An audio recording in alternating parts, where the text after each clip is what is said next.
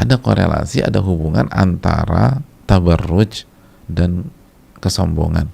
Wanita itu kalau sudah tabarruj, kalau sudah berhias, bersolek, sudah pakai parfum, sudah mempercantik dirinya ketika dia keluar atau mau ketemu sama atau melewati laki-laki yang bukan mahram, maka dia tidak akan keluar ke tempat publik, ke jalan, ke pasar, atau ke tempat manapun dengan sifat yang tawadhu kepada Allah. Bismillahirrahmanirrahim.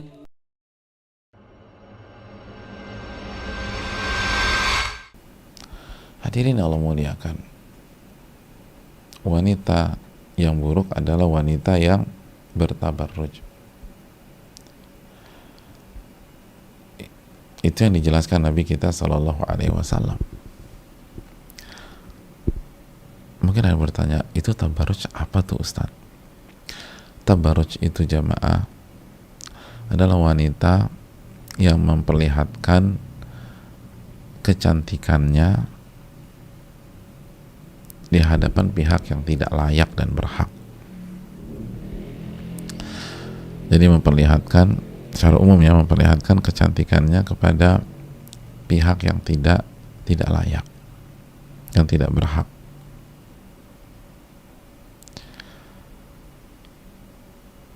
Itu hal yang perlu kita camkan. Baik kecantikan itu perhiasan maupun tubuhnya sendiri, dengan tidak berhijab misalnya, atau pakai baju tapi ketat,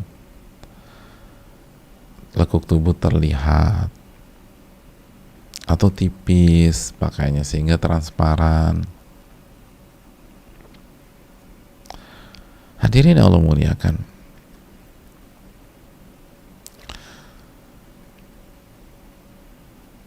bersolek atau berhias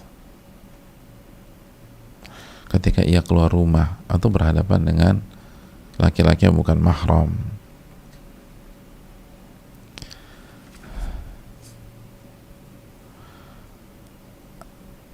dan inilah yang dilarang oleh Allah Subhanahu wa Ta'ala dalam surat apa? Surat Al-Ahzab ayat 33. Surat Al-Ahzab ayat 33, wala tabarrajna tabarrujal jahiliyatil ula. Allah mengatakan, waqarna fi buyutikun, wahai para wanita, tinggallah di rumah-rumah kalian. Tinggallah di rumah kalian. Jadi hukum asal wanita itu tinggal di rumah. Wala tabarrajna, dan janganlah kalian keluar rumah dengan tabarruj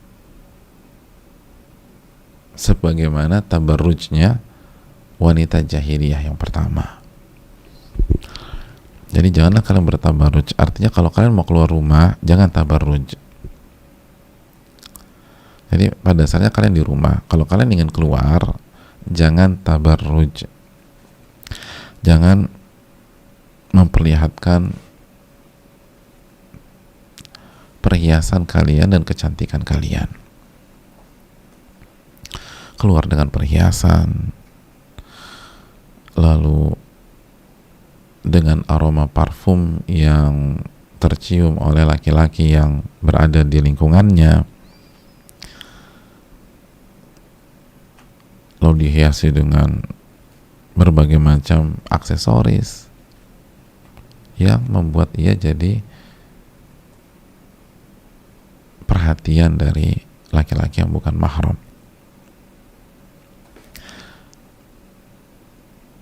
Itu seburuk-buruk wanita, kata Nabi.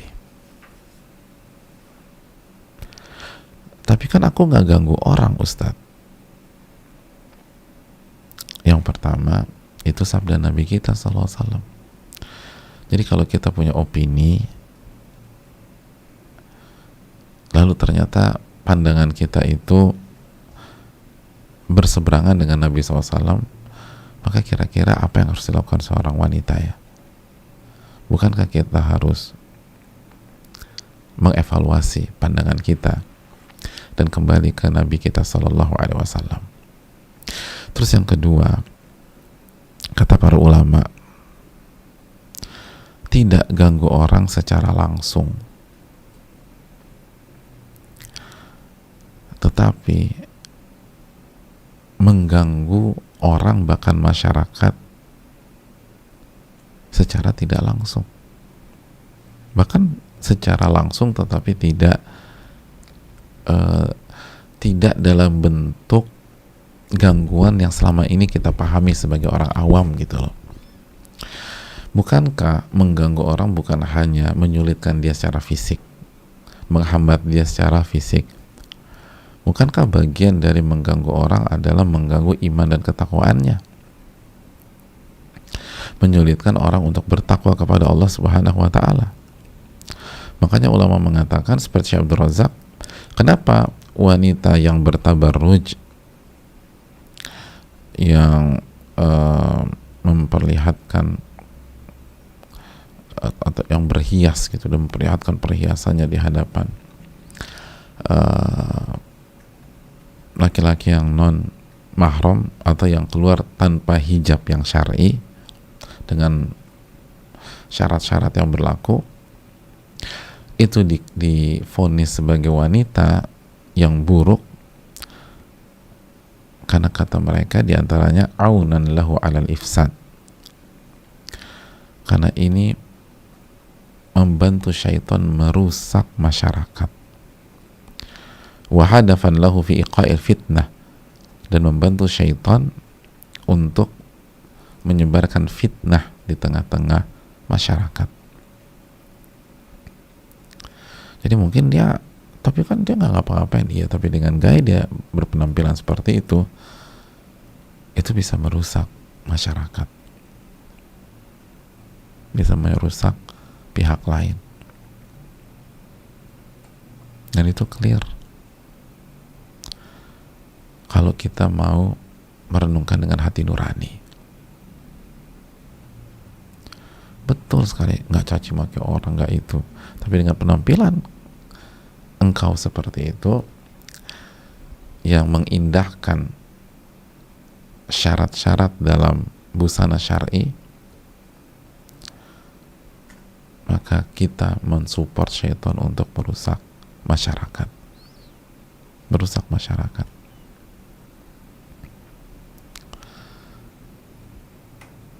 Merusak masyarakat. Itu yang perlu kita renungkan. Dan tabarruj kita buat simpel apabila seseorang wanita keluar rumah atau berpenampilan tidak sesuai dengan syarat-syarat hijab yang syar'i.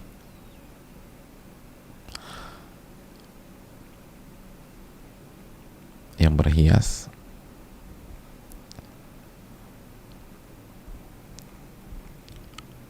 atau tidak panjang, sempit,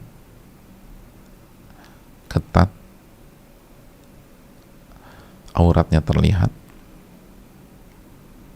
memakai parfum keluar, dan seterusnya. Dan perinciannya ada di dalam buku-buku fikih. Nah, ini yang perlu kita camkan jamaah. Ini yang perlu kita renungkan. Nabi SAW mengatakan seburuk-buruk wanita, seburuk-buruk wanita. Maka jangan kita lakukan itu. Mungkin sebelumnya kita belum tahu, tapi sekarang usahakan ketika keluar rumah kita menggunakan busana yang syar'i, ukurannya, warnanya, ketebalan bahannya.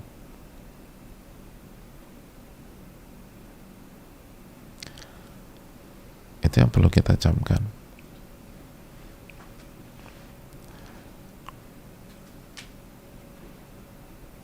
Lalu ada bagi yang pakai cadar, dan bagi yang tidak pakai cadar, wajahnya sudah dibuat biasa saja. Jangan dihias atau di make up agar orang tertuju kepada dia.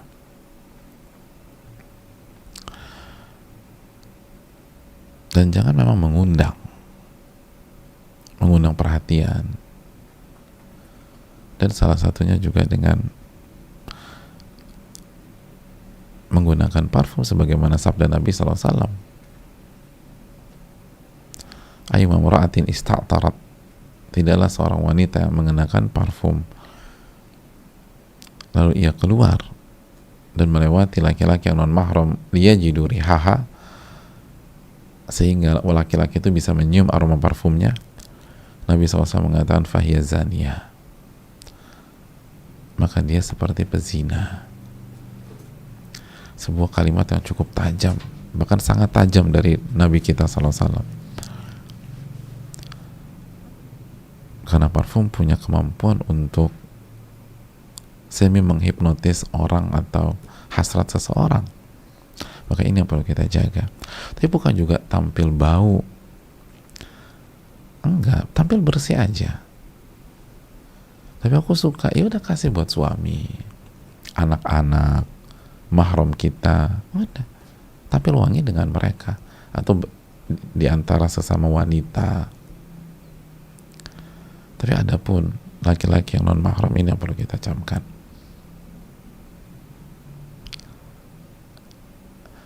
Mari kita evaluasi ibu sekalian dan saling mengingatkan tanpa harus menjatuhkan pihak lain, tanpa harus menggunakan kata-kata keras dan kasar. Tapi coba kita renungkan Nabi kita sendiri yang menyatakan syarrun nisaikum, seburuk-buruk wanita di antara kalian, seburuk-buruk. Itu sabda Nabi SAW langsung. Suka atau tidak suka, itu sabda Nabi kita SAW. Terima atau nggak terima, itu sabda Nabi kita SAW. Dan Allah berfirman dalam surat An-Najm ayat 3, wa ma yantiqu 'anil hawa in huwa illa wahyun yuha. Dalam ayat yang ketiga dan keempat, Nabi tidak berbicara dengan hawa nafsunya, tapi wahyu Allah wahyukan kepada beliau. Itu sifat pertama. Yang kedua, al-mutakhayyilat.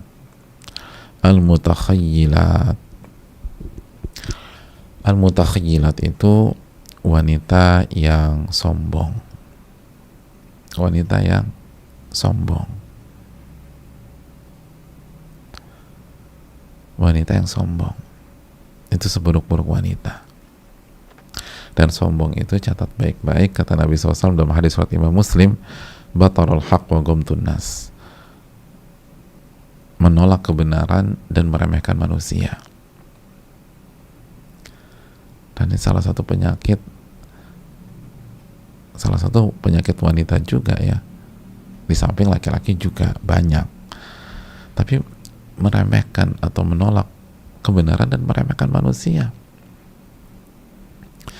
Betapa banyak kita tidak sengaja melihat wanita atau ibu-ibu yang meremehkan temennya hanya karena cara berpakaiannya, hanya karena warnanya nggak matching, itu diketawain, diremehkan. Cuman warna pakaiannya nggak matching. Nah itu kenapa, ini perlu kita camkan deh. Wanita itu sangat perhatian terhadap hal detail, sangat perhatian sama hal yang detail. Nah penyakitnya, begitu ada sedikit nggak match aja, kurang oke aja secara dalam hal detail, itu orang bisa diremehkan, bisa direndahkan. Nah laki-laki kan cenderung santai, cuek, segala macam, udah gitu-gitu. Tapi kalau kok gitu amat sih? Kamu lihat nggak pakainya dia tadi? Nggak match banget kan? Ya Allah, pulang kajian cuma ngebahas itu doang gitu loh. Iya, bagi aku juga dia norak lagi. Padahal cuma masalah warna doang, semua dibahas. Hati-hati. Sikap menolak kebenaran dan meremehkan manusia. Menolak kebenaran dan meremehkan manusia. Ini dimention, ditekankan oleh Nabi SAW secara khusus bagi wanita. Tabarruj, dan yang kedua sombong.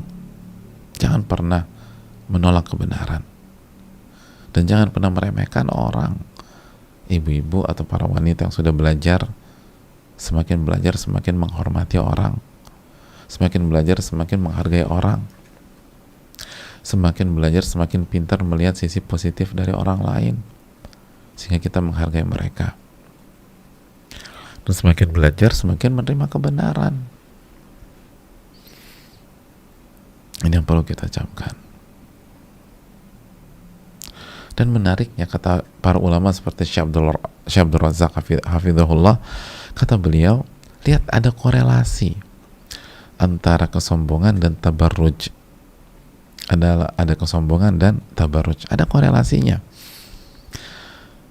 Jadi yang pertama tadi apa? Tabarruj kan. Yang kedua, wanita yang sombong. Kenapa disebutkan? Karena ada korelasi. Wa hunaka talazumun baina tabarruji wal khuyala. Ada korelasi, ada hubungan antara tabarruj dan kesombongan. Kenapa? Mari kita simak keterangan para ulama kita. Fal mar'atu idza tabarrajat wa tazayyanat wa ta'attarat wa tajammalat lan takhruja ila syari' wa ila suq bisifatin mutataminatin mutawadi'atin lillah.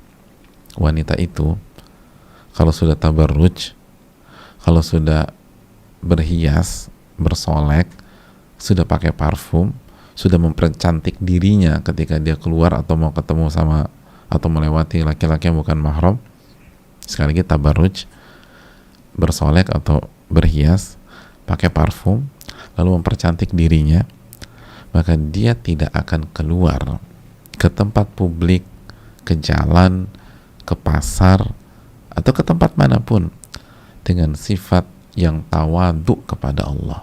Itu poinnya. Dia nggak akan keluar dan bersikap dengan sifat tawadu kepada Allah.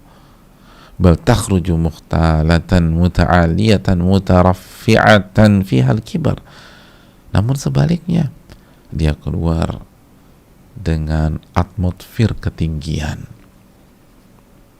kesombongan, keangkuhan, yang di dalamnya ada kesombongan. Ia keluar dengan rasa ujub terhadap dirinya. Ya, ujub terhadap dirinya. Ujub pada kecantikannya. Ujub pada stylenya. Selera fashionnya. Dan ujub dengan kecantikannya. Dan disinilah terjadi perpaduan antara tabarruj dan kesombongan.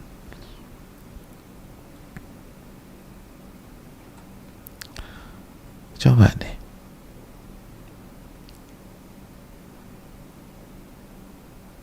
Coba kita renungkan diri kita dengan jujur ya, dengan jujur. Iya enggak? Ada rasa ujub terhadap diri sendiri, terhadap kecantikan kita, terhadap kelas kita dalam berpenampilan, bentuk tubuh kita mungkin, dan seterusnya. Ini jika kita keluar dengan apa tadi? Dengan tabarruj. Bukan berarti nggak boleh pakai baju bagus ya. Silahkan, hanya saja sesuai dengan syarat-syarat hijab yang syar'i atau pakaian syar'i bagi wanita. Kita sedang bahas apabila ini keluar dari batasan tersebut.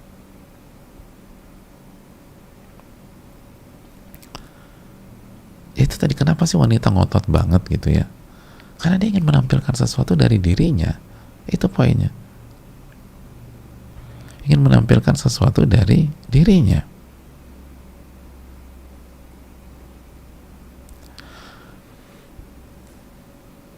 Makanya kata para ulama, kata Syekh Abdul Razak, kata beliau gini loh, Anda kan lihat banyak wanita, dia baca tuh hadis, baca hadis tentang laknat, baca hadis tentang laknat, baca hadis tentang tabarruj, baca hadis tentang menyambung rambut misalnya dalam hadis Bukhari dan Muslim, baca hadis tentang wanita yang menyerupai laki-laki. La'anan Nabi SAW al-mutarajjilati minan nisa. Nabi melaknat wanita yang menyerupai laki-laki dari secara penampilan. Hadis riwayat Imam Bukhari dari Ibnu Abbas misalnya. Jadi sebagian mereka tuh baca, tapi tetap saja ngotot dengan penampilannya, ngotot dengan cara berbusananya, gak mau dirubah, tidak mau dirubah. Dan ketika direnungkan, diresapi, kenapa sih kok bisa ngotot gitu? La yakunu hammuha illa an tatajammal wa tatazayyan. Karena ambisinya adalah untuk mempercantik diri dan berhias, ingin memperlihatkan kecantikannya, itu intinya.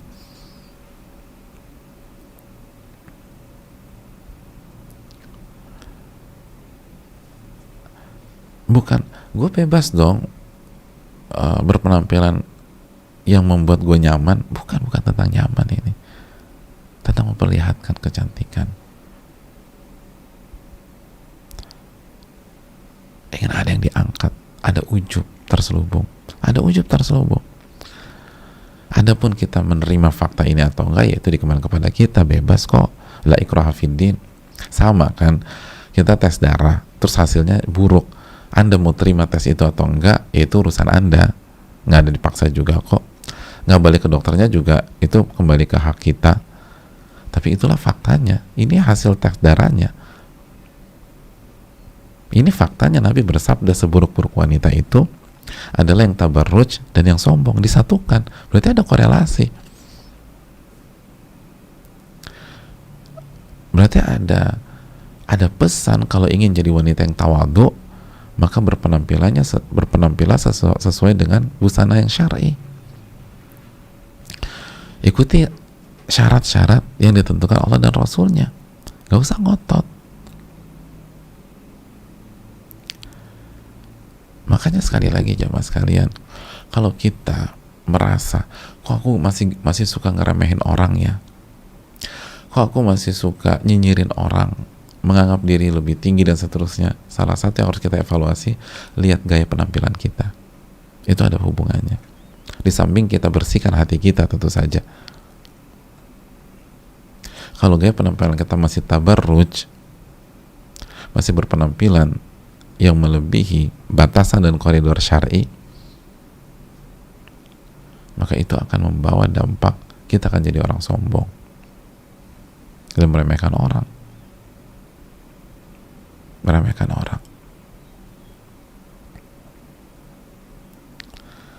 Dan ini pelajaran kepada kita, jangan sampai ambisi kita di masyarakat, di pergaulan, ketika kita keluar rumah dan bertemu orang, ketemu dengan laki-laki yang non mahram, ambisi kita adalah memperlihatkan kecantikan kita,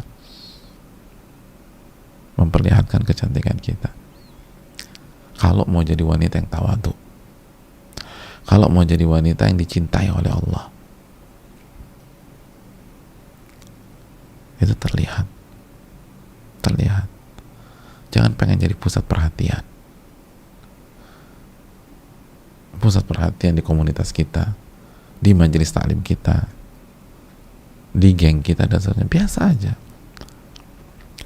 pakai baju yang bagus, yang elegan, yang terhormat, itu bagus. Innallaha jamil yuhibbul jamal. Nabi pernah ditanya, ya Rasulullah, bagaimana dengan seseorang yang suka dengan baju yang bagus dan memakai sendal yang bagus? Kata Nabi, innallaha jamil yuhibbul jamal. Sesungguhnya Allah menyukai sesungguhnya Allah yang maha jamil, yang maha indah, dan suka dengan keindahan selama nggak haram. Kalau konteksnya wanita, selama tidak tabarruj, itu loh, selama tidak tabarruj.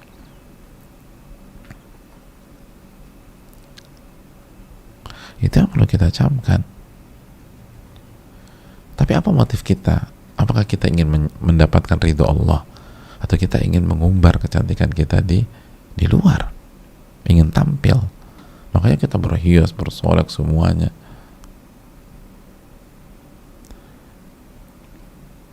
ingin dipuji. Itu yang perlu kita camkan.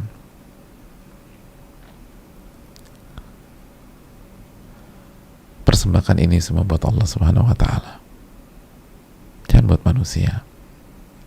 Dan ini akan mempengaruhi perangai kita.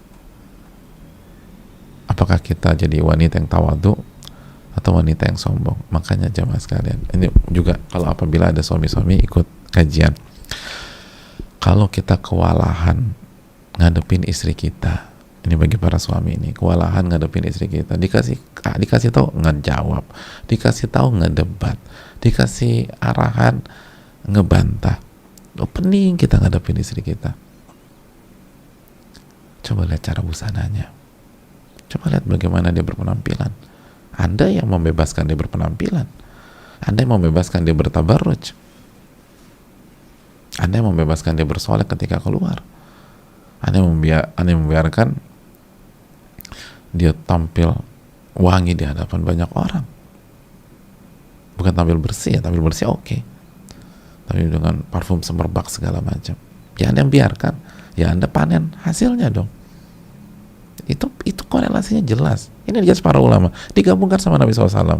Tabarruj dan sombong digabungkan. Jadi kalau ingin punya istri yang nurut, yang taat, suami bilang AA, suami bilang BB, kontrol cara penampilan istri kita. Kontrol cara penampilan istri kita. Jangan sampai dia tabarruj keluar rumah ketika bersama kita, atau ketika dia pergi sama pihak lain, atau dia pergi sendirian ngurus segala macam. Jangan sampai tabarruj. Dan seringkali laki-laki memang ingin memamerkan istrinya, ingin memperlihatkan bahwa istri saya cantik, dan disuruhlah istrinya pakai segala macam. Nah, yang mereka lupa bahwa nggak berhenti sampai titik di situ. Konsekuensinya adalah siap-siap aja dibantai istri di rumah, siap-siap aja dilawan sama istri di rumah, siap-siap aja didebat istri di rumah. Oh, Nabi katakan ini tabarruj dan sombong apa? Menolak kebenaran dan meremehkan orang, dan siap-siap aja diremehkan istri di rumah. Kenapa? Anda yang kasih kesempatan itu. Ya, Anda yang memelihara anak singa, begitu singanya besar ya dimakan, ya jangan salah siapa-siapa. Anda yang melihara.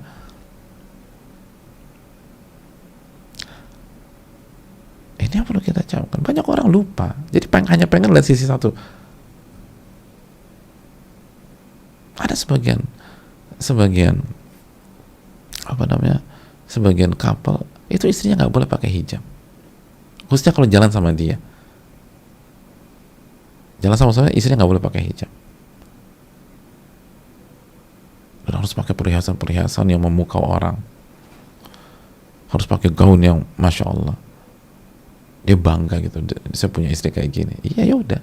Yang pertama siap-siap yang pertama pastikan hukumnya itu bagaimana. Yang kedua siap-siap konsekuensinya aja. Dan salah satunya Anda akan didebat, Anda akan dilawan, Anda akan dijawab, Anda akan disikapi dengan tidak layak oleh istri Anda sendiri. Dan itu terjadi di banyak rumah tangga, karena nggak bisa dipisahkan antara tabarruj dan antara kesombongan. Kita masih hobi tabarruj, maka siap-siap saja ada virus kesombongan di dalam hati kita. Kalau kita ingin buang virus kesombongan, jangan tabarruj. Jangan tabarruj.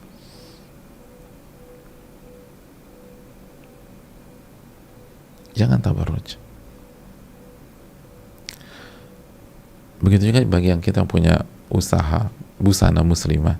Kalau kita ingin menghadirkan ketawaduan di tengah usaha kita atau tim kita, jangan produksi busana seperti itu.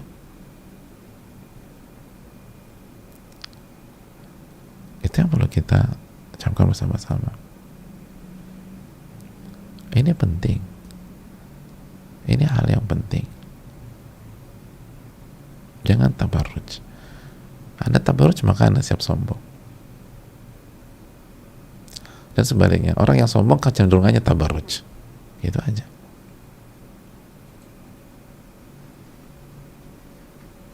salah satu. Seringkali nggak ketabar juga ke sisi-sisi lain, tapi ada arah ke sana.